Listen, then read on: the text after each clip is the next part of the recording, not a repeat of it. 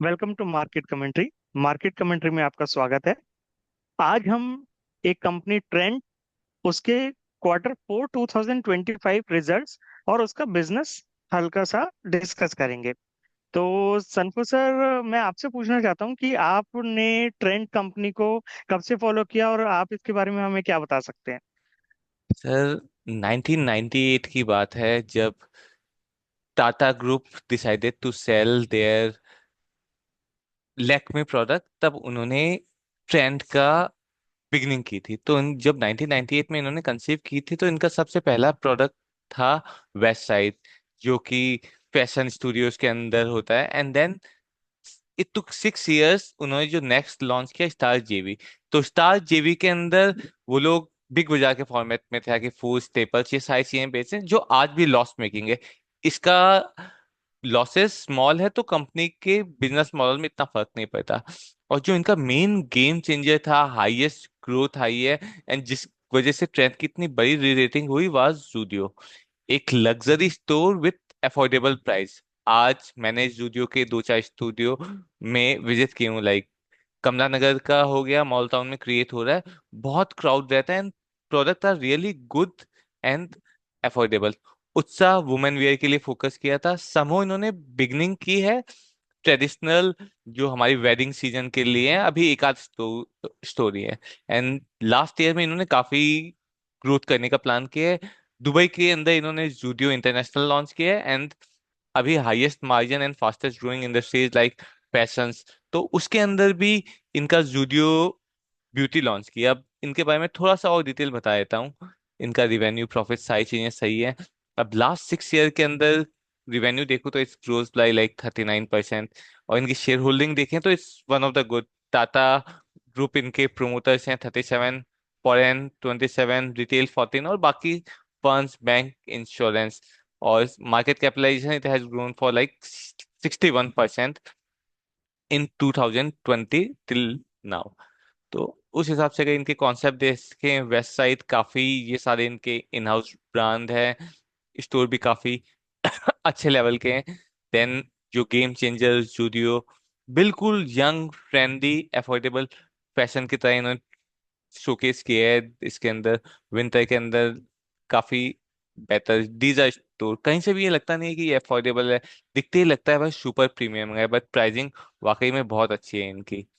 Star India के अंदर ये एफएमसीजी गुड को प्रॉफिटेबल ट्रैक करना बहुत टफ है। बिग बाजार काफी फास्ट ग्रो किया था, but they have to shut down. इस इनमें भी लॉसेज है। Maybe after certain period of time ये भी स्टेबल हो जाएगा। रिवेन्यूज वगैरह ग्रोथ सही है, बट स्टिल प्रॉफिटेबल नहीं। These are some of their in house brand.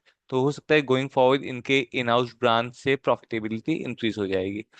और the best thing about Westside या ट्रेंड का कहें कि ये हमेशा सस्टेनेबल ग्रोथ कर रहे हैं। बाकी दूसरे प्लेयर्स भी आए हैं, वो लोग झट से बहुत बड़े हो जाते हैं एंड देन मैनेज करना टफ है। ये 1998 से ग्रो कर रहे हैं, बस धीरे धीरे धीरे धीरे। पता ही नहीं चला it was small cap company, micro cap कह सकते हैं 1998 के टाइम में। देन स्मॉल कैप बनी, फिर मिड कैप बनी, फिर लार्ज कैप बनी। और आज के टाइम में ये इंडेक्स में आ चुकी है विद 2 लाख करोड़। सर, आप बताएंगे इसका रिजल्ट कैसा रहा इस क्वार्टर का? सर, मैं आपसे सबसे पहले स्क्रीन पे इस क्वार्टर का रिजल्ट शेयर करता हूँ। एंड इस बार का रिजल्ट देख के बहुत लोगों को थोड़ा सा डिसअपॉइंटमेंट हुआ, लेकिन मैं उन्हें ये भी बताऊंगा कि what is the reason behind this result. तो अगर आप क्वार्टर एंड क्वार्टर रिजल्ट देखें तो we are comparing March 2025 with December 2024 result, यानी पिछले क्वार्टर के रिजल्ट से। तो the revenue has degrown from 4217 crore to from 4657 crore. It's a drop of -9.5%, -9.5% की डीग्रोथ है। एंड अगर इसी टाइप से आप मार्जिन देखें तो मार्जिन भी 12.9% से गिर के 9% तक आ चुके हैं। एंड पैट अगर आप देखें, प्रॉफिट आफ्टर टैक्स, तो वो 318 करोड़ आया है। And previously it was in the past quarter 497 crore. So it has degrown up to 36%, -36%।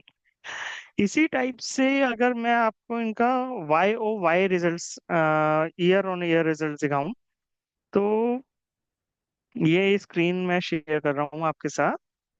इसमें आप देखेंगे, अगर हम कंपेयर करें मार्च 2025 रिजल्ट्स फ्रॉम मार्च 2024 रिजल्ट्स, तो the revenue has increased 4,217 crores and previously it was just 3,298 crores.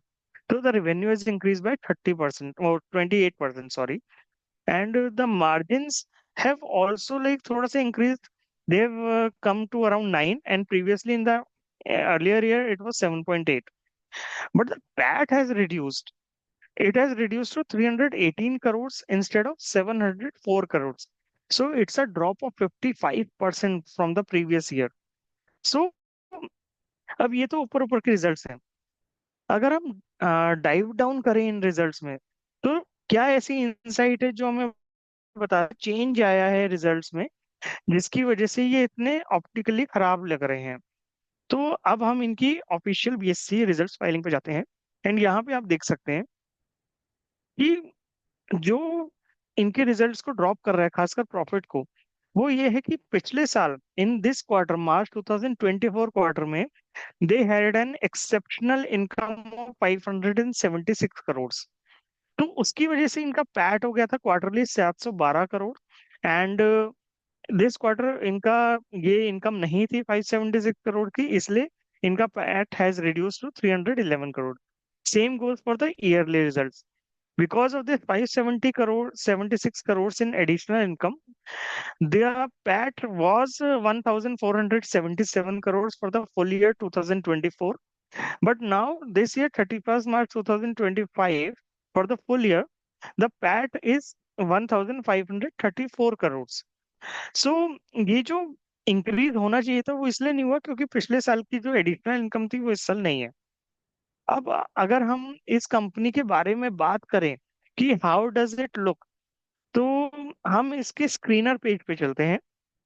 And आप screener page पे सबसे पहले तो ये देखिए, ये बात बहुत याद रखिए कि ये 125 के ह्यूमंगस पी पे अवेलेबल है। मतलब markets are discounting a hell lot of growth, means बहुत सारी ग्रोथ डिस्काउंट कर रहे हैं। इसकी मार्केट कैप 2 लाख करोड़ के आसपास है, 2 लाख करोड़। एंड इसका हाई पे तो almost I think 3 lakh crore पहुंच गई होगी, जो इसका पहले हाई था। तो सबसे पहले बात करते हैं कि इस कंपनी ने कितना अपने शेयर होल्डर्स के लिए कमा के दिया है।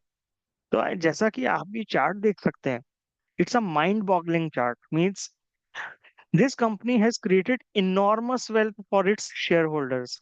सो एज यू कैन सी, 2008 में ये 20-30 रुपीज का शेयर हुआ करता था, जस्ट 20-30 रुपीज का 2008 में। And it's this year high is 8,346। मतलब आप सोचिए, 20 रुपीज से 8,346 इस शेयर का हाई प्राइस है। तो इसने इतनी वेल्थ क्रिएट की है, मतलब this stuff is made of dreams. But right now it's available at a P of 125। And अगर हम इसकी हिस्टोरिक ग्रोथ देखें, तो देखिए ग्रोथ बहुत अच्छी की है, कंसिस्टेंट ग्रोथ है। हर साल इसने थोड़ा थोड़ा ग्रो किया है। एक 2014 में 2,000 करोड़ से सेल्स से ये 17,000 करोड़ की सेल्स तक पहुंचा है अभी। और प्रॉफिट तो इसने और शानदार ग्रो किए हैं। 2014 में -19 करोड़ से अब 2025 में 1,534 यानी 1,534 करोड़ का प्रॉफिट किया है। तो बहुत ही शानदार ग्रोथ है। बट अगर आप 10 इयर्स का कंपाउंडेड सेल्स ग्रोथ देखेंगे तो that is 22% and compounded profit growth is 49%। Even अगर आप 3 ईयर का कंपाउंडेड सेल्स ग्रोथ देखेंगे that is 56%, but the profit is 245%। तो इससे हमें क्या समझ में आता है? इससे ये समझ में आता है सेल्स तो ग्रो हुई है, लेकिन प्रॉफिट उससे भी ज्यादा ग्रो हुआ है। तो आप यहाँ पे ये देख सकते हैं, आप देख रहे होंगे कैसे इसका प्रॉफिट जो मार्जिन है 0%, 4%, 5%, 10%, 15%, 13%, 16% तो कहाँ ये 3-4% कमाता था, 5% कमाता था, एंड धीरे धीरे मार्जिन बढ़ा के अभी 16% पे आ गया। तो बेसिकली हुआ क्या है कि सेल्स तो इंक्रीज हुई है लेकिन प्रॉफिट ज्यादा इंक्रीज हुआ है। तो गोइंग फॉरवर्ड क्या ये इतना ह्यूज प्रॉफिट अपनी ग्रोथ मेंटेन कर सकता है? तो थोड़ा सा बस रिस्क ये लगता है हमें कि इतना हाई वैल्यूएशन है, 125 का पी है, तो इसकी ग्रोथ जरा सी भी स्लो डाउन होगी तो यहाँ पे दिक्कत आ सकती है। बाकी ये कंपनी बहुत ही अमेजिंग है, बहुत हाई इनॉर्मस वेल्थ जनरेटर है for its share holders. And इसमें ज्यादा कोई रेड फ्लैग हमें नहीं दिखता है। बट हाँ, वैल्यूएशंस हाई हैं। तो ये हमारे ऑडियंस पे हैं, वो अपने फाइनेंशियल एडवाइजर से कंसल्ट करें, उनसे पूछें। एंड मेरे हिसाब से बस इतना ही मैं कहना चाहूंगा। आप सब कुछ ऐड करना चाहेंगे? सर बस इतना ही बोलना है कि कंपनी एक्सपेंसिव है, बट आज के टाइम में इंडेक्स में टॉप 2 3 कंपनीज हो कि जिसने लगातार 10 साल इस लेवल की ग्रोथ की है। So investor can take their call while seeing P. Thank you sir. Thanks for watching Market Commentary. I hope you liked our content. If you liked our content, then please do like, share, and subscribe. Thank you.